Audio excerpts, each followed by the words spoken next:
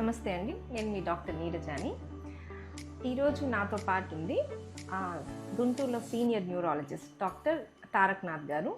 అసలు first I became a neurologist by accident. ఇప్పుడు 40 years అయింది కదా సార్ న్యూరాలజీలో. అప్పట్లో మరి సిటీ, ఎంఆర్ఐ అవి స్టార్ట్ అయ్యాయా? ఉన్నాయి. మేము మా ట్రైనింగ్లో సిటీ స్కాన్ ఉండింది. అవును, మా ప్రొఫెసర్ ఒకసారి చెప్పారు, ఆయన సిటీ ఆర్డర్ చేస్తే అయింది సిటీ, కాకపోతే ఆ పేషెంట్ తర్వాత వాళ్ళ సార్ వచ్చి అడిగారంట, నువ్వు సిటీ కోసం ఏం చేసావు అంటే మా ఆవు నమ్మేసా అన్నాడట. ఇంకా గట్టిగా తిట్టాడంట. లాస్ట్ టైం అది సరే మామిడి పండు తినొచ్చు, కొంచెం మిగతాయి తగ్గించుకోవచ్చు అని వీడియో పెట్టా. చాలా మంది షుగర్ పేషెంట్లు వచ్చి మీరు చెప్పారు, నేను మామిడికాయలు విపరీతంగా తిన్నాను, నా షుగర్ పెరిగింది అని. పక్కనే వాళ్ళ ఆవిళ్ళు కూడా వచ్చి నన్ను తిట్టడం, మీరు చెప్పారు కదా ఆయన తినేసి. చాలా మంది ఏమనుకుంటారు అంటే పెద్ద హాస్పిటల్, పెద్ద డాక్టర్ దగ్గరికి వెళ్తే తేలిపోతుంది అనుకుంటారు. కానీ ఏమండి ఆపరేషన్ చేస్తే గ్యారంటీగా ఇప్పుడు చెప్తాడు గ్యారంటీ. ఇప్పుడు హైదరాబాద్కి బస్సు ఎక్కి డ్రైవర్ని ఏమయ్యా గుద్దకుండా తీసుకెళ్తావు అన్నట్టు. ఇప్పుడు నన్ను చూసి చాలామంది న్యూరాలజిస్టులు అయ్యారని చెప్తూ ఉంటారు. That is most satisfying for a teacher. రెండే, టీచర్కి ఏమో స్టూడెంట్ గుర్తుపట్టి సార్ మీ వల్ల ఇంతున్నాడు అనడం అదొకటి. రెండోది పేషెంట్ సార్ మీ వల్ల నేను రికవర్ అయ్యానని అన్నది. ఈ రెండు అసలు బెస్ట్ సాటిస్ఫాక్షన్స్ ఇన్ లైఫ్.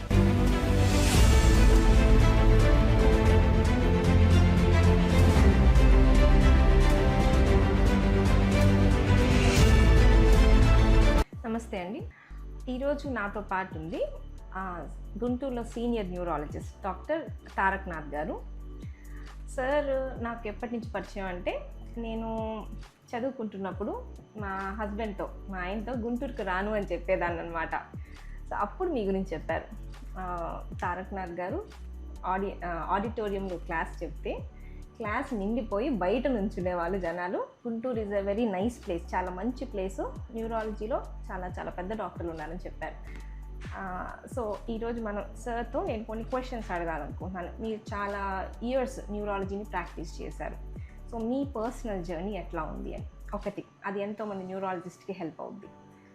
రెండోది ఏంటి అంటే, మీరు చదువుకున్న రోజుకి ఇప్పటికీ చాలా చేంజెస్ వచ్చాయి. డిసీజెస్లో కానీ ట్రీట్ చేసే విధానాల్లో కానీ చాలా చేంజెస్ వచ్చాయి. సో ఆ చేంజెస్ మనం తెలుసుకోగలిగితే, రోగాలు ఎట్లా మారుతున్నాయి అనేది మనకు తెలిస్తే మీ ఎక్స్పీరియన్స్ని మనం వాడవచ్చు, ఎట్లా మనం దాన్ని హెల్ప్ చేయాలి సొసైటీలో అని. మూడోది హెల్త్ కేర్. అసలు న్యూరాలజీ అనే కాకుండా హెల్త్ కేరే చాలా మారిపోయింది ఓవర్ టైం. టెక్నాలజీ వచ్చాయి, కొత్త అడ్వాన్సెస్ వచ్చాయి.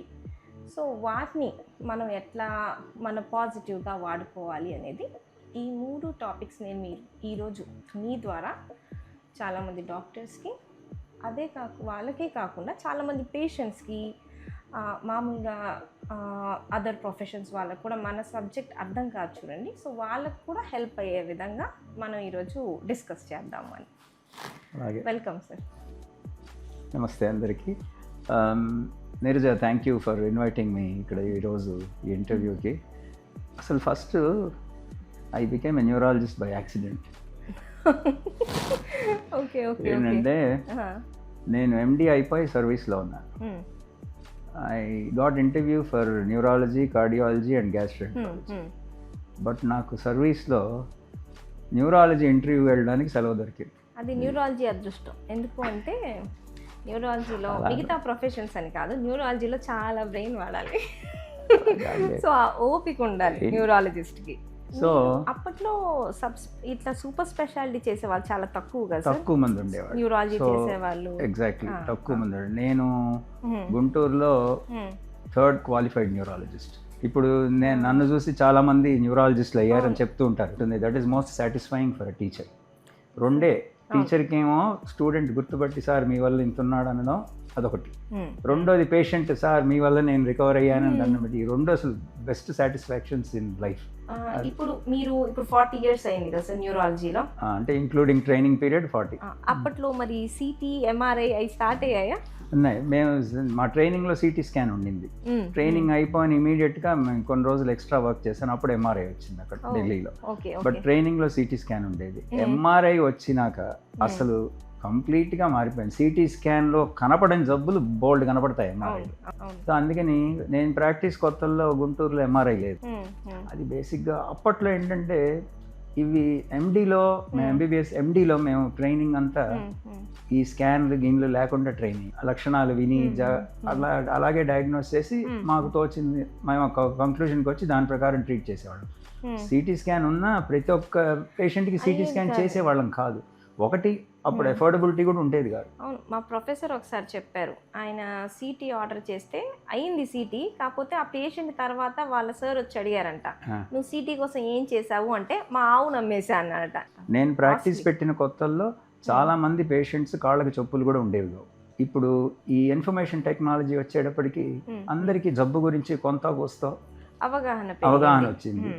సోషల్ మీడియా వల్ల ఒక పలానా వాళ్ళు ఇక్కడ ఉన్నారు పలానా. ఇదివరకు ప్రాక్టీస్ రావాలంటే ఒక పేషెంట్ వెళ్ళి లేదా మా స్టూడెంట్స్ ఎవరన్నా చెప్పినా లేదా ఒక పేషెంట్ వెళ్ళి మా పలానా ఊర్లో ఇక్కడ ఉన్నాడు నాకు తగ్గింది అని చెప్తే అట్లా వర్డ్ ఆఫ్ మౌత్తో ఉండేది మా పబ్లిసిటీ అంతా. సో ఇప్పుడు ఏంటంటే సోషల్ మీడియాలో అలా పెడితే చాలు,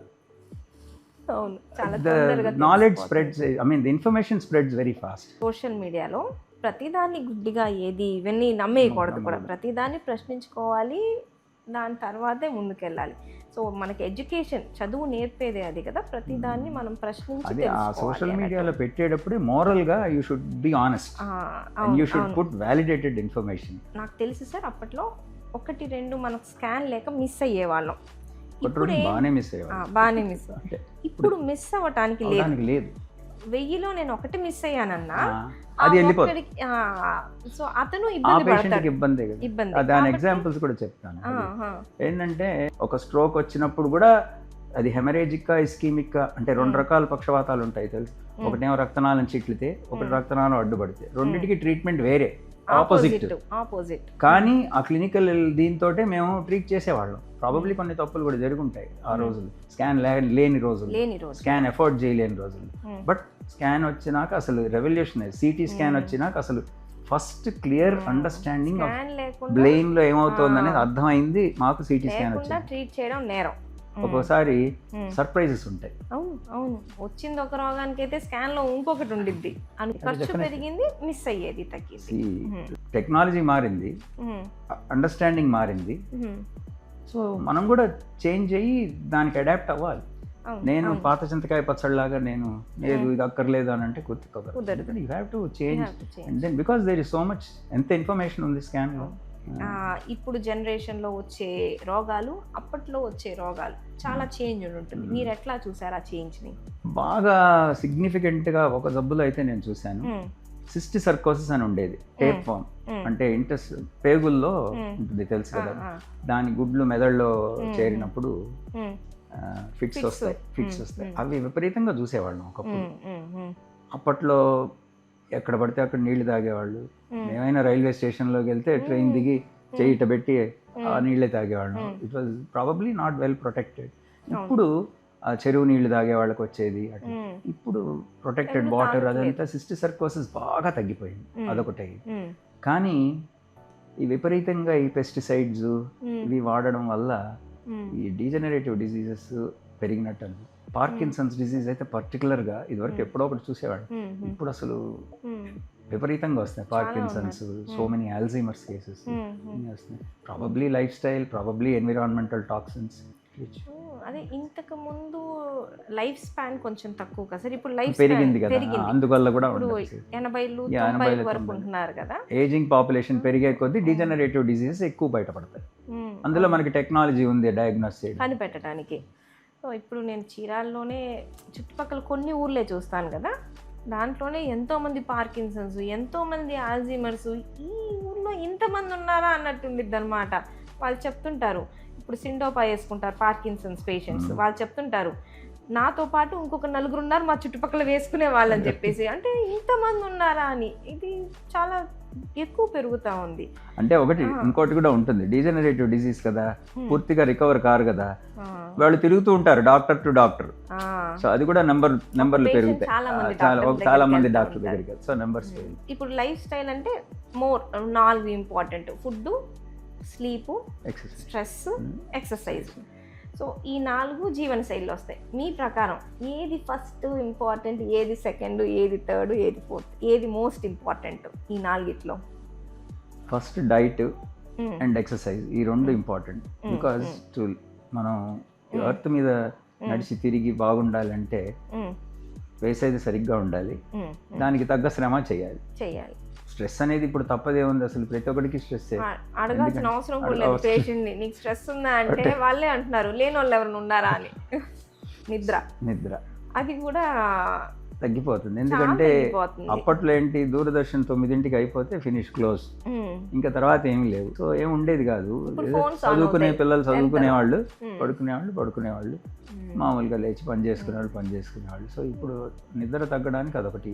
నిద్ర పట్టట్లేదని ఫోన్లు చూస్తుంటారు, ఆ టైంలో ఫోన్లు మాట్లాడుతుంటారు. సో అట్లా మనం సైకిల్ని మార్చేసాం. ఆ స్లీప్ హైజీన్లో కూడా phone emits the blue light, TV screens, they will not make you fall asleep. అవును, నిద్ర పట్టట్లేదని చూస్తారు, దానివల్ల మళ్ళీ నిద్ర పట్టదు. ఆ సైకిల్లో ఉండిపోతారు అన్నట్టు. దే షుడ్ కంప్లీట్లీ మళ్ళీ కట్ ఆఫ్ బై 8 o'clock. అంతే చిన్న పిల్లల్లాగా, స్కూల్ పిల్లల్లా ఉండాల్సిందే. అఫ్ కోర్స్ వాళ్ళు కూడా పడుకోవట్లేదు ఈ మధ్య 10 గంటకి. అమ్మా నాన్న పడుకుంటే కదా వాళ్ళు పడుకునేది. కరెక్ట్. మీరు చాలా బాగా ఎక్సర్సైజెస్ చేస్తారని నాకు తెలుసు. కృష్ణా నది కూడా ఈదారు కదా మీరు. సో మీ ఫిట్నెస్ సీక్రెట్స్ ఏంటి? మొదల నుంచి I wanted to feel fit. Because కూర్చున్నప్పటి నుంచి క్లినిక్లో నువ్వు బరువు తగ్గాలి అంటా ఉంటే ఇప్పుడు మనం తగ్గాలిగా. అందుకని కాదు, ఈవెన్ అదర్వైజ్ నాకు కొంచెం ఫిట్నెస్ ఫ్రీక్. సో అందుకనే నేను కూర్చునే టైం తక్కువ. ఇదివరకుట్లో 7 గంటలు అట్లా ప్రాక్టీస్ చేసినప్పుడు కూడా కుర్చీలో కూర్చునే టైం తక్కువ. మీరు ఎగ్జామిన్ చేస్తా ఇప్పుడు నిలబడే ఉంటాను నేను. నిలబడి పేషెంట్ని కౌచ్ ఎక్కించి నిలబడే హిస్టరీ తీసుకుంటా, ఎగ్జామిన్ చేస్తా. కూర్చునేది ఎప్పుడు రాయడానికి కూర్చుంటాను అంతే. అదర్వైజ్ ఇప్పుడు రాయడానికి ఒక అసిస్టెంట్ ఉంటాడు, సో నేను డిక్టేట్ చేయడమే. So very hardly sit, keep on moving. Most of the time I'm standing. చాలా జబ్బులు are related to your lack of physical fitness and maintaining good fitness exercise is preventive. It's preventive for so many diseases. BP, sugar మనకి తెలిసినవి. అవి కాకుండా even degenerative డిజీజెస్కి, Parkinson's, అల్జీమర్స్కి exercise, stroke, tumours, cancer అన్నిటికీ fitness ఉండాల్సిందే. So అందుకని వీటన్నిటిని ప్రివెంట్ చేయాలంటే from the beginning. But fitness starts very early. నాకు చిన్నప్పటి నుంచి మా నాన్న పొద్దున్నే లేచి నేను ఎక్సర్సైజ్కి వెళ్ళాలని వెళ్ళేవాళ్ళు. వెళ్ళకపోతే బాధపడేవాళ్ళు, అసలు రోజు వెళ్ళేవాళ్ళు. మా అమ్మ తిట్టుకుంటా ఉండేది, ఇంట్లో ఇన్ని పనులు ఉన్నాయి వెళ్ళిపోతున్నాయని, అయినా వెళ్ళిపోయేవాళ్ళు. సో అది మనకి చిన్నప్పటి నుంచే ఎంజాయ్ అవ్వాలి, చెయ్యాల్సిందే అనేది. సో అది మనం చేయాలి, మన నెక్స్ట్ జనరేషన్ కూడా పాస్ ఆన్ చేయాలి, ఎక్సర్సైజెస్ చేయాల్సిందే అని. అండ్ అలాగే దానికి ఒట్టి ఎక్సర్సైజ్ చేస్తున్నాను కదా అని విపరీతంగా మితం లేకుండా తింటే లాభం లేదు. మితము కాంపెన్సేషన్. ఇవాళ మామిడి పండ్లు సీజను, ఇవాళ మామిడి పండు తినాలనిపించింది, తింటాను బ్రహ్మాండంగా. 2 ముద్దలు అన్నం తక్కువ తింటాను. You should compensate. పేషెంట్స్ చాలాసార్లు మిమ్మల్ని కూడా అడుగుతూ ఉంటారు కదా సార్, పత్యాల మీద చాలా ఇంట్రెస్ట్ ఉండిద్ది. అడుగుతారు కానీ పాటించేవాళ్ళు తక్కువ. ఇప్పుడు నేను చూస్తాను కదా సార్, చాలాసార్లు యూట్యూబ్లో చూసినప్పుడు, వీడియోస్ చూసినప్పుడు, ఇది తిను అన్నీ తగ్గిపోతాయి, ఇది చేయని, అక్కడ నాకు అనిపించింది అది Covid time videos, Covid time నుంచి వచ్చాయి అవన్నీ అనమాట. ఈ ఫ్రూట్ తింటే అన్నీ పోతాయి ఇవన్నీ. సో ఏదైనా లిమిట్, మీరు చెప్పినట్టు లిమిట్లో అన్నీ తీసుకోవచ్చు, అన్నీ ఎంజాయ్ చేయొచ్చు. కూడదని ఏం లేదు, కరెక్ట్గా మందులు వేసుకొని ఎక్సర్సైజ్ చేసి బ్యాలెన్స్ చూసుకోవాలి. అంటే ఈరోజు నా పేషెంట్ ఒకళ్ళు వచ్చారు, చిన్న పిల్లాడు, 16 ఏళ్ళు. ఇది ఇంజురీ అయ్యి మొత్తం లోపలికి వెళ్ళింది, అన్ని సర్జరీస్ అన్నీ అయ్యాయి. ఇప్పటికి 3 నెలలు అయ్యాయి, బాగానే తిరుగుతున్నాడు. ఇప్పుడు వరకు వాడు పప్పుచారు తినలేదంట, టొమాటో తినలేదంట. చాలా ఆపేశారు. ఎందుకురా ఇవన్నీ తినట్లేదంటే చీము పట్టుద్దని తింటలేదన్నాడు. పప్పుకి చీముకి ఏందో మన దగ్గర చాలా. వాడికి ప్రోటీన్ ఎక్కడి నుంచి రావాలి, వాడికి నాన్ వెజ్ కూడా పెట్టట్లేదు. అది మన వాళ్ళు, అది మిస్కన్సెప్షన్స్. కాకపోతే నేను కూడా చెప్పాల్సిందేమో, నువ్వు తినాలిరా అని చెప్పుంటే మేబీ నేను చెప్పలేదు కాబట్టి గట్టిగా చెప్తాను. ప్రోటీన్ తినాలి. నాన్ వెజిటేరియన్ తినేవాళ్ళు అయితే బాయిల్డ్ ఎగ్స్, బాయిల్డ్ ఫిష్ ఇష్టం వచ్చినట్టు తినంటాను. తినచ్చు, డాక్టర్ మామిడి పండు తినన్నాం అనుకోండి పొరపాటున, ఇంకా 1/2 డజన్ మామిడి పండ్లు తింటే ఎట్లా షుగర్ స్పైక్. లాస్ట్ టైం అది సార్ నేను మామిడి పండు తినొచ్చు, కొంచెం మిగతాయి తగ్గించుకోవచ్చు అని వీడియో పెట్టా. చాలా మంది షుగర్ పేషెంట్లు వచ్చి మీరు చెప్పారు, నేను మామిడికాయలు విపరీతంగా తిన్నాను, నా షుగర్ పెరిగింది అని. పక్కనే వాళ్ళ ఆవిళ్ళు కూడా వచ్చి నన్ను తిట్టడం, మీరు చెప్పారు కదా ఆయన తినేసి. అందుకే మనం చెప్పేది చాలా తూచి జాగ్రత్తగా చెప్పాలి. ఎందుకంటే అందులో మీలాంటి వాళ్ళు చెప్తే అది ఇంకా ఫైర్ లాగా స్ప్రెడ్ అవుతుంది. లిమిట్ గా అని చెప్పాను నేను, కాకపోతే వాళ్ళు దాన్ని తీసేసుకొని మిగతా వరకు ఫాలో అయ్యారు. ఇప్పుడు హెల్త్ కేర్లో చాలా చేంజెస్ వచ్చాయి కదా సార్. మీరు స్టార్ట్ అయినప్పుడు నాకు తెలిసి గవర్నమెంట్ హాస్పిటల్స్ ఉన్నాయి, క్లినిక్స్ ఉన్నాయి, పెద్ద హాస్పిటల్స్ లాంటివి లేవు, ఇంత టెక్నాలజీ లేదు, ఇంత ఎక్విప్మెంట్ లేదు. సో టెక్నాలజీ బాగా వచ్చేసింది. సో దీనివల్ల కొన్ని బెనిఫిట్స్ ఉన్నాయి, కొన్ని నష్టాలు కూడా ఉన్నాయి. సో మీ పరంగా మీరు చూసింది ఏమేం చేంజెస్? యాక్చువల్గా ఫస్ట్లో అంటే పేషెంట్ మనం ప్రాక్టీస్ చేసిన కొత్తలో మనం ఏం చెప్తే అది యాక్సెప్ట్ అయ్యి చేసేవాళ్ళు. అవును అవును. చేసి మనకి టైం ఉండేది, అంటే వాళ్ళు ఇంకెక్కడికి వెళ్ళలేరు, అంటే వెళ్ళినా ఇంకొక డాక్టర్ దగ్గరికి లోకల్గా వెళ్తారు. వెళ్ళి ఏదైనా జబ్బు తగ్గకపోతే వస్తే అప్పుడు మనం ఇన్వెస్టిగేట్ చేయడం, అప్పుడు ట్రీట్ చేయడం అనేది నేను ఒక ఉదాహరణకి చెప్తాను. మా గురువు గారు కోదండరామయ్య గారు అని ఉండే, చాలా పెద్ద డాక్టర్. మేము స్టూడెంట్స్గా ఉన్నప్పుడు ఆయన పేరు విపరీతంగా వినిపించేది. అప్పట్లో పేషెంట్స్ కోదండరామయ్య గారి దగ్గరికి కూడా వెళ్ళామండి, మా కర్మ తగ్గలేదు అనేవాళ్ళు. ఇప్పుడు ఈ రోజుల్లో పేషెంట్ అలా అనరు, కోదండరామయ్య గారే చంపేశారంట. సో అది దట్ ఈస్ ఆల్వేస్ చాలా బరువుగా వెనకాల మనసులో అది ఉంటుంది. సో దానివల్ల ఇన్వెస్టిగేషన్స్ పెరుగుతాయి. అల్టిమేట్గా ఇది మిస్ అయితే, చిన్నది మిస్ అయితే రేపు పొద్దున వాడు మన మీద ఏమైనా కేసు వేయొచ్చు, కాబట్టి మనం ముందు జాగ్రత్తగా చేయాల్సి వస్తుంది. ఎవిడెన్స్ బేస్డ్ అంటే, ఎవిడెన్స్ అంటే ట్రీట్మెంట్ ఆస్పెక్ట్స్ ఎవిడెన్స్ బేస్డ్. ఇక్కడేమో మనం ఆ రోజు లేదు, ఆ రోజు నా దగ్గర వచ్చినప్పుడు లేదని ప్రూవ్ చేసుకోవాల్సి వస్తుంది ప్రతిసారి. అవును అవును అవును. నాకు గుర్తుంది సార్, నేను ఎంబీబీఎస్లో నాకేదో ఇన్ఫెక్షన్ వచ్చింది, యూరిన్ ఇన్ఫెక్షన్ అనమాట. నేను వెళ్ళాను, సో షుగర్ చెక్ చేయాలిగా వాళ్ళు. సో పాపం అన్నీ చెక్ చేశారు. నాకెంత అప్పుడు 2000 అయింది. నా మంత్లీ అలవెన్సే 2000 అనమాట. అక్కడ 2000 కట్టేసి నాకు టెన్షన్ వచ్చింది, ఇప్పుడు మా ఇంట్లో నేను ఏం చెప్పాలి అని. సో ఆ ఖర్చు ఎంత అవుద్ది అనేది చాలాసార్లు డాక్టర్కి తెలీదు, వచ్చే పేషెంట్కి అది భయంగానే ఉండేదిగా. ఇప్పుడు నేను వెళ్తే 5000 అవుద్దా, 10,000 అవుద్దా, 20,000 అవుద్దా, 1,00,000 అవుద్దా? సో హెల్త్ కేర్ అనేది చాలా ఎక్స్పెన్సివ్ అయిపోయింది. ఎక్స్పెన్సివ్ అయ్యే కొద్దీ ఎక్స్పెక్టేషన్స్ కూడా పెరుగుతాయి. Skills cannot eliminate mistakes, experience does not guarantee perfection. ఇదివరకు ఒక ఆర్టికల్ వెతకాలంటే లైబ్రరీకి వెళ్ళి ముందు ఆ దుమ్ము దులిపేటప్పటికి తుమ్ములు వచ్చేవి. ఇప్పుడు అసలు అందరి ఫోన్లో ఎప్పుడు ఎవ్రీథింగ్ ఇస్ దేర్. సో ఎప్పుడైనా మనం ఏ ఆర్టికల్ చూడాలన్నా, so that way it is very important. అంటే అయితే దీనివల్ల డిసడ్వాంటేజెస్ ఏమి కూడా ఉన్నాయి. కొన్ని స్టూడెంట్స్ పుస్తకం చదవడం మానేశారు. I don't blame them. మా ప్రొఫెసర్ ఒక ఆయన అనేవారు, after all what is there theory క్లాస్లో, what is written in good English is repeated in bad English in the theory class అనేవారు. అదొకటి ప్రాబ్లం. అంటే ఇప్పుడు కానీ అది థియరీ వరకే. బెడ్ సైడ్ క్లినిక్స్ మటుకు చాలా దే హ్యావ్ టు అటెండ్. ఎందుకంటే ఆ ఎలిసిటేషన్ ఆఫ్ సైన్స్, ఫిజికల్ సైన్స్, అది పేషెంట్ ఎట్లా ఎగ్జామిన్ చేయాలి అనేది అది మటుకు యూట్యూబ్లో రావడం కష్టం. యూట్యూబ్లో రాదు, నేర్చుకోవాల్సింది. ఇప్పుడు కొన్ని పేషెంట్స్ వస్తుంటారు సార్, రేర్ సిమ్టమ్స్, అంటే కొన్ని డిఫరెంట్గా ఉంటాయి వాళ్ళ లక్షణాలు. అటువంటిది మనం చదువుండం చూసుండం అట్లా చాలామంది వస్తుంటారు. కొంతమందికి ఎలర్జీ ట్యాబ్లెట్స్ కూడా రియాక్షన్స్ వస్తాయి. సో బాడీయే డిఫరెంట్, సో జబ్బులు డిఫరెంటే. ఒక మనిషికి వచ్చే జబ్బు ఇంకొక మనిషికి వచ్చే జబ్బు సేమ్ జబ్బు అయినా కానీ ఇప్పుడు పక్షవాతమే ఇద్దరిలో వస్తే ఇద్దరు వేరుగా ఉంటారు. సో అది పాపం పేషెంట్స్కి తెలియదు, వాళ్ళకి తెలీదు, ఇదే కదా ఇవ్వచ్చు కదా అనుకుంటారు. సో కొన్నిసార్లు పేషెంట్కి నేను చెప్తాను, ఇది కొంచెం డిఫరెంట్గా ఉంది, నేను కొంచెం నిన్ను అడ్మిట్ చేసి చూసి నేను కొన్ని చదువుకొని నేను చూడాలి అంటాను. అంతలోకి పారిపోతాడు పేషెంట్, ఎందుకంటే ఇప్పుడు మీరు నా మీద ఎక్స్పెరిమెంట్లు చేసి చదువుతారా అని చెప్పి. కాకపోతే ఇప్పుడు యాక్చువల్లీ ఆనెస్ట్గా చేస్తే అదే యాక్చువల్గా. అదే కదా, ఇప్పుడు పేషెంట్స్ని మనం నిమ్హాన్స్కి పంపిస్తాను, నేను బెంగళూరుకి వెళ్ళమంటా. ఎందుకు వెళ్ళమంటాను బెంగళూరుకి? అక్కడ 4 స్టూడెంట్లు చూస్తారు. అది నేను అదే చెప్తాను.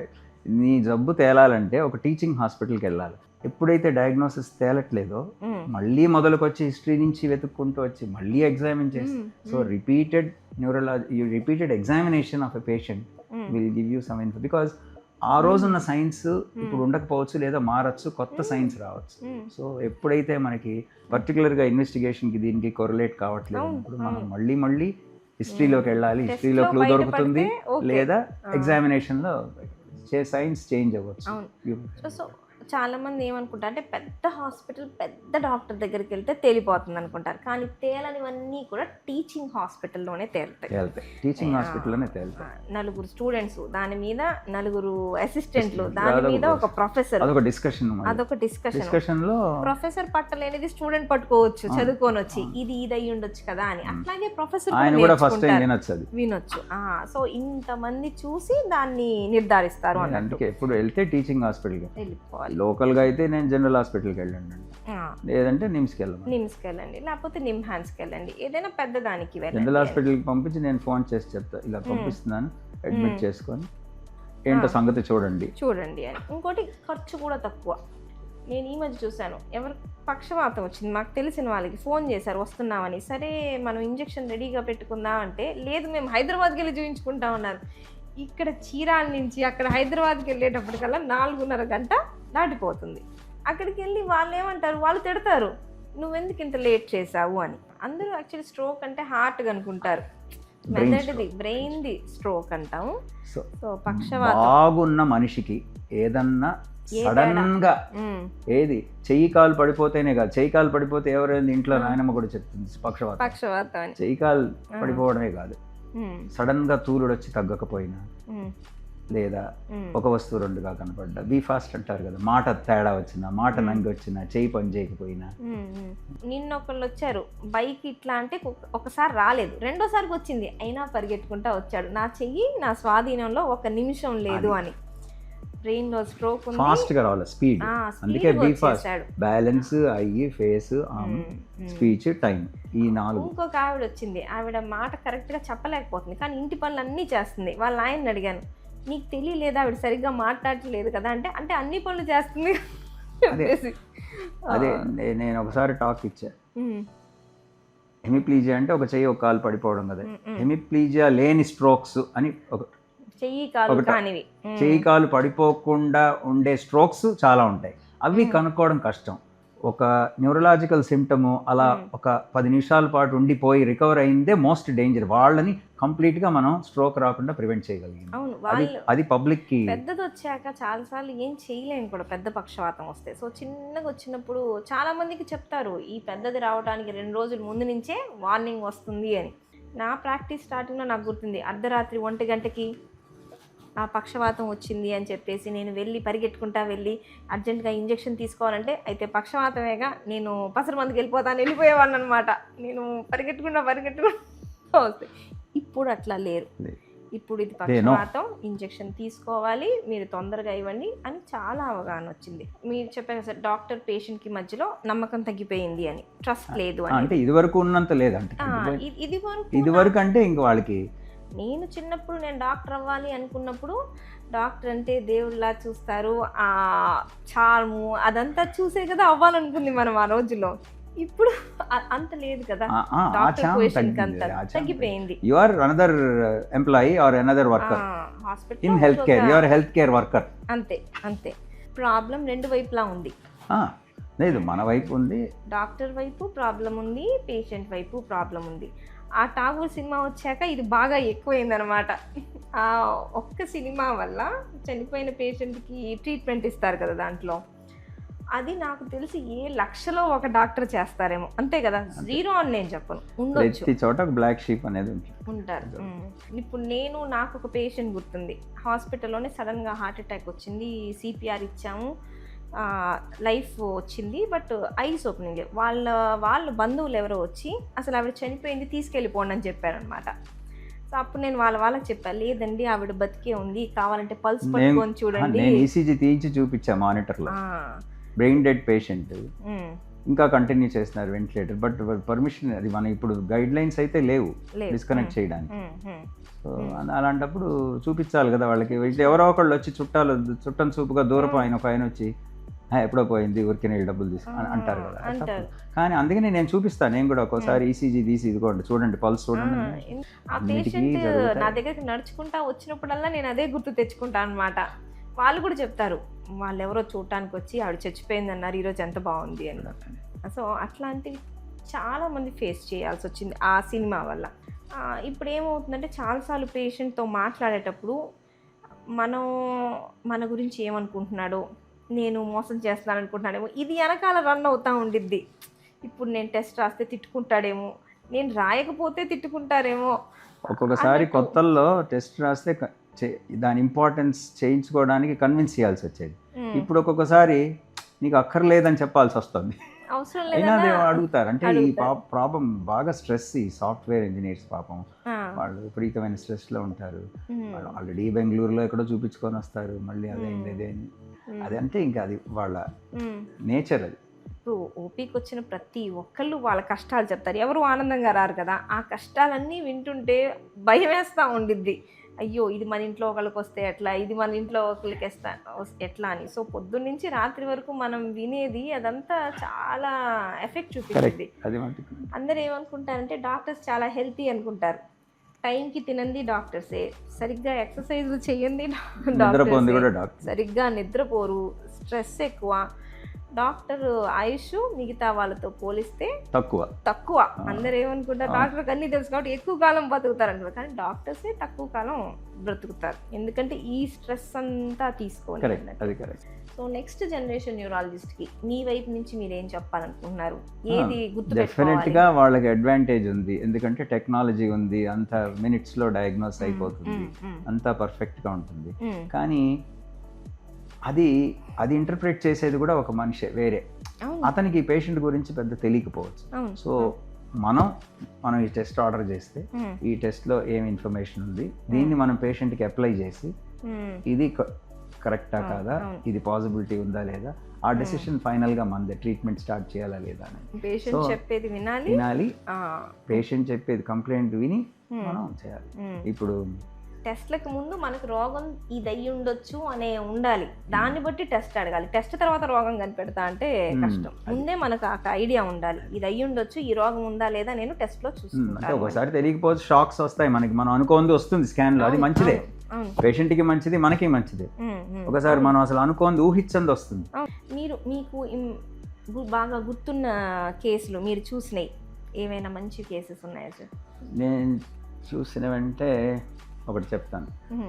ఒక 35-year-old మగ ఆయన, మేల్ పేషెంట్, ఒక 2-3 నెలలుగా జ్వరం, ఒళ్ళు నొప్పులు, జ్వరం అంటున్నాడు. అక్కడ చూశారు, టైఫాయిడ్ అన్నారు, అదన్నారు, ఇది తిప్పారు. తర్వాత ఒకరోజు అతనికి పక్షవాతం లాగా కుడి చేయి కుడి కాలు పడిపోయి, అసలు అది క్లినికల్ ఎగ్జామ్ అంటే మా గురువులకి నేను రుణపడి ఉంటాను. పర్టికులర్గా సుబ్రహ్మణ్యం గారని కార్డియాలజిస్ట్, అన్ని పల్సులు, క్యారెక్టర్ ఆఫ్ పల్స్ చెప్పకపోతే ఊరుకునేవారు కదా ఆయన, నేను ఎండీలో ఉన్నప్పుడు. సో పల్స్ చూసాను, ఇప్పటికీ పల్సులు చూస్తాను. పల్స్ చూసినప్పుడు బిస్ఫీరియన్స్ పల్స్ ఉంది. దెన్ ఫండస్ చూశాను. ఫండస్ చూస్తే అక్కడ రాక్ స్పాట్స్ అంటారు కదా, చిన్న వెజల్స్ బ్లాక్ అవుతాయి, హార్ట్లో మామూలు ఎండోకార్డైటిస్ ఇన్ఫెక్షన్ గుండెల్లో ఉంది, ఒళ్ళంతా ఎతికారు, క్లినికల్ ఎగ్జామ్ని complementary, clinical exam investigations are definitely complementary, రెండు కలిపి పెట్టుకోవాలి. ఒక్క క్లినికల్లో వెళ్ళకూడదు, ఒక్క దీనిలో రెండు కొరిలేట్ చేయాలి. ఇప్పుడు ఒక పేషెంట్ ఒక కన్సల్టెంట్ అడ్మిట్ చేశారు, అన్కంట్రోల్డ్ ఫిట్స్ తగ్గట్లేదు, ఎన్ని మందులు వాడినా, 3 మందులు వాడినా ఫిట్స్ తగ్గట్లేదు, ఏంటో అడ్మిట్ చేశారు. స్కాన్లు అయినా ఈజీలు అయినాయి, అన్నీ నార్మల్ అయి ఉన్నాయి. పల్స్ స్ట్రోక్స్, హార్ట్ బ్లాక్ అనమాట. అంటే అసలు నాడి 32 మధ్య మధ్యలో ఆగిపోతుంది, ఆగిపోయినప్పుడు పడిపోతున్నాడు, పడిపోయింది ఫిట్ అనుకుంటున్నాను. ఇప్పుడు మామూలుగా అందరికీ వాళ్ళకి ఇప్పుడు మన దగ్గరకు వచ్చే పేషెంట్స్కి వాళ్ళకి అన్నట్టు మీరు ఏం మెసేజ్ ఇవ్వాలనుకుంటున్నారు? ఫస్ట్ సరే వచ్చారు డాక్టర్ దగ్గరికి, మ్మ్. టెస్టులు చేయించుకున్నారు, రాశారు. తగ్గకపోతే మళ్ళీ ఒక ఛాన్స్ ఇవ్వాలి, అంటే వచ్చి కనపడాలి. మ్మ్. తగ్గలేదంటే రివ్యూ చేసుకోవడానికి, లేదా ఇంకో డాక్టర్ దగ్గరికి వెళ్ళొచ్చు, నేనేం కాదన్ను. మ్మ్. అది మస్ట్. మ్మ్. కానీ ఏమవుతుందంటే ఒకవేళ రికవర్ అయిపోయారనుకో, మ్మ్. స్ట్రోక్ వస్తుంది, పూర్తిగా రికవర్ అయిపోతారు. మ్మ్. వాళ్ళు అనుకుంటారు తగ్గిపోయింది కదా ఇక మందులు అనవసరం అనుకుంటారు. అవును అవును. మ్మ్. మ్మ్. మ్మ్. మ్మ్. ఇప్పుడు బీపీ బిల్డ్ వేస్తే బీపీ తగ్గుతుంది, తగ్గింది కదా అని బీపీ బిల్డ్ ఆపితే బీపీ మళ్ళీ పెరుగుతుంది కదా రెండో రోజు. అవును. మ్మ్. అది ఇవాడు. అలాగే పక్షవాతం బిళ్ళలు రాస్తే బ్లడ్ థిన్నర్స్ వేసుకోవాలి లైఫ్ లాంగ్. చాలాసార్లు అదే. ఆపేస్తారు. ప్రాబ్లం ఏంటంటే మన దేశంలో మ్మ్. గాలి మ్మ్. వెళ్తురు తర్వాత మ్మ్. ఫ్రీగా దొరికేది అడ్వైస్. సో ఏమవుతుంది, వాడేదో వాకింగ్కి వెళ్తాడు, మ్మ్. వాకింగ్కి వెళ్ళినప్పుడు బాగున్నా రికవర్ అయిపోయాను ఫుల్గా, బాగున్నావు కదా ఇంకెందుకు ఆపే మందులు అంటే ఆ డాక్టర్లు అంతే చెప్తారు. వాళ్ళు అట్టే చెప్తారు, వాళ్ళు అంతే మ్మ్. అంటారు, ఆపుతారు. సో అపార్ట్ రిస్క్ ఫ్యాక్టర్స్ కామన్గా బీపీ, షుగరు ఈ రెండు కంట్రోల్లో పెట్టాలి. లైఫ్ స్టైల్ మాడిఫికేషన్, మ్మ్. రెగ్యులర్ ఎక్సర్సైజ్, స్మోకింగ్ ఉండాలి. స్మోకింగ్, ఆల్కహాల్ అసలు చేయకూడదు. స్మోకింగ్ అసలు చేయకూడదు, తాగేవాడి పక్కన కూడా కూర్చోకూడదు. మ్మ్. ఆల్కహాల్ కూడా ఫుల్ ఆల్మోస్ట్ జీరో ఉంటే మంచిది. మ్మ్. And then regular exercise and regular medication, risk factors చూసుకుంటూ ఉండాలి. మ్మ్. ఎవ్రీబడి మ్మ్. యాన్యువల్ చెకప్స్ చేసుకోవాలి, ఇట్స్ వెరీ ఇంపార్టెంట్. అట్లీస్ట్ అసలు ఇదివరకు అంటే 40 తర్వాత చేసుకోవచ్చు, 40 కాదు అసలు 20 years 25 years తర్వాత అసలు ఎవ్రీ ఇయర్ చెక్ చేసుకోవడమే బెటర్. అడుగుతాను, షుగర్ ఉందా అంటే మా వంశంలో ఎవరికి లేదండి అంటారు. చూసుకున్నామంటే చూసుకోలేదండి అంటారు. అట్లా చాచా అంటారు, 300 అదేదో చాచా అంటారు, అదేదో. మా ఇంట వంట లేదు. సో మ్మ్. అది షుగరు బీపీ అనేవి చాప కింద నీలాగా తెలియదు. తెలీదు. దానంతట నీకేంటిరా కళ్ళు తిరగట్లేదు కదా నీకెందుకు ఉంటుంది బీపీ అంటారు. కళ్ళు తిరిగే వరకు బీపీ ఉంది అంటే చాలా రోజులుగా ఉంది, లేట్ చేసామని. బీపీ షుగరు దానంతట అవి పడ్డాయి అంటే ఏదో ఒక ఆర్గాన్ డ్యామేజ్ అయితే కానీ బయటపడదు. మనం తప్పకుండా మనం దాన్ని చెక్ చేసుకొని వెతుక్కొని ఉందా లేదా చూసుకోవాల్సింది. ఏదో హార్ట్ అటాక్ వచ్చింది, హార్ట్ అటాక్ వచ్చినప్పుడు బీపీ కూడా అటాక్ అయిందండి అంటారు. బీపీ ఎప్పటి నుంచో ఉంది, అందుకే హార్ట్ అటాక్ అందుకు హార్ట్ అటాక్ అని చెప్పారు. హార్ట్ అటాక్ వచ్చినప్పుడు బీపీ అటాక్ అయిందండి అంటారు. చెప్తారు. పక్షవాతం వచ్చినప్పుడు షుగరు బీపీ వచ్చాయి అంటారు. ఆ షుగరు బీపీ ఉండే పక్షవాతం వచ్చింది, మనం చూసుకోలేదు. ఏమండి ఆపరేషన్ చేస్తే గ్యారంటీ కాదు, ఎవరు చెప్తాడు గ్యారంటీ? ఇప్పుడు హైదరాబాద్కి బస్సు ఎక్కి డ్రైవర్ని ఏమయ్యా గుద్దకుండా తీసుకెళ్తావు అన్నట్టుంది. అంతే. ఇప్పుడు ఎయిర్లైన్ క్రాషెస్ అవుతాయి, మనం చూసాం. ట్రైన్ యాక్సిడెంట్స్ అవుతాయి, బస్ యాక్సిడెంట్స్ అవుతాయి. మనకు కొంచెం పర్వాలేదు, సర్జన్స్ పాపం కష్టం. గ్యారంటీ ఇస్తారా? గ్యారంటీ చేయవలసింది ఇది చేస్తాను, నా అనుభవం ఇది. ఇప్పుడు అట్లా అయిపోయింది. బెనిఫిట్ ఇంత చెప్పడం అంతే. చాలా అపోహలు ఉంటాయి కదా కమ్యూనిటీలో. ఒక మన స్టేట్కి సంబంధించి సెపరేట్ అపోహలు ఉంటాయి, ఒక్కొక్క రీజన్కి కొన్ని అపోహలు ఉంటాయి. సో ఇప్పుడు మీరు కామన్గా చూసేవి ఏంటి? ముఖ్యంగా చూసేది ఎపిలెప్సీ, ఫిట్స్ జబ్బులో, మూర్ఛ వ్యాధిలో. పెళ్లి చేస్తే ఫిట్స్ తగ్గుతాయండి అంటారు. పెళ్లికి ఫిట్స్కి ఏం సంబంధం లేదు. పెద్ద అయితే తగ్గుతాయండి, పెద్ద అయితే తగ్గచ్చు, మామూలుగా కూడా 60% తగ్గచ్చు, 40% సఫర్ అవ్వాల్సింది. అదొకటి. ఈ పావురాయి రక్తం, పెరాలసిస్కి పూయడం, ఇవన్నీ ఇట్లా పాతలు పెట్టడం, ఇట్లా ఉంటాయి. ఏ ఏరియాకి పడితే ఆ ఏరియా ఉంటాయి. సో ఇవన్నీ అది ఎందుకు వచ్చాయో అప్పట్లో. ఇప్పుడు ఇవన్నీ ఎప్పుడు వస్తాయంటే చాలా జబ్బులు ఒకసారి సెల్ఫ్ లిమిటింగ్ తగ్గిపోతాయి. తగ్గిపోయినప్పుడు ఎవరేం చేశారో అదే మనకు కూడా అదృష్టం ఉండాలి. ఒకసారి పేషెంట్ 2-3 చోట్ల తిరిగి అది తగ్గే టైంలో మన దగ్గరికి వచ్చాడు అనుకో, అమ్మో పలానా నీరజ గారు తగ్గించారంట.